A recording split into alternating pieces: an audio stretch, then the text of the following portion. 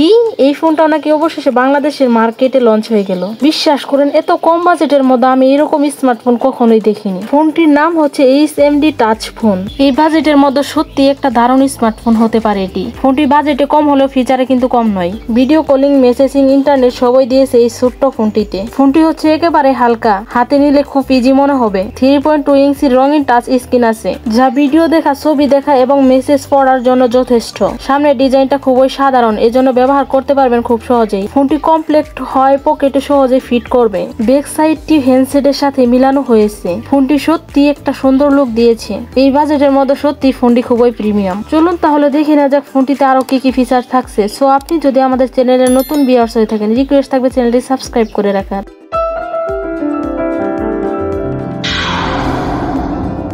ফোনটির পারফরমেন্স ও প্রসেসরের কথায় আসলে, ফোনের ভেতরে আছে ইউনেস্কো T127 প্রসেসর। সাধারণ কাজগুলো যেমন কল, মেসেজ, হালকা অ্যাপস কিংবা 4G ইন্টারনেট ব্রাউজিং এর জন্য এটি যথেষ্ট।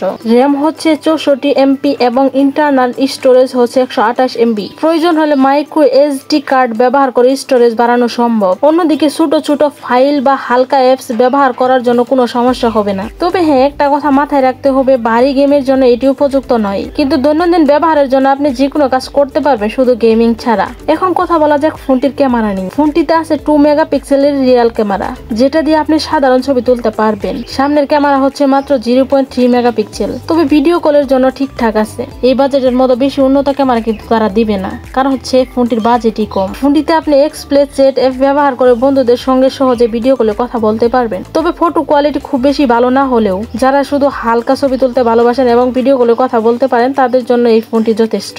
এখন আসি ফোনটির ব্যাটারি ও চার্জিং নিয়ে। এই ফোনের ব্যাটারির ক্ষমতা হচ্ছে 1950 mAh ব্যাটারি। সাধারণ ব্যবহারে যেমন কল, মেসেজ, হালকা ব্রাউজিং করলে ব্যাটারি একদিন বা তার বেশি চলে যাবে। USB-C চার্জিং থাকায় চার্জও দ্রুত হয়ে যাবে। ছোট আকারের এই ফোনে ব্যাটারি লাইফ সত্যি চমৎকার দিয়েছে তারা। এখন কথা বলি ফোনটির কানেক্টিভিটি ও ফিচার নিয়ে।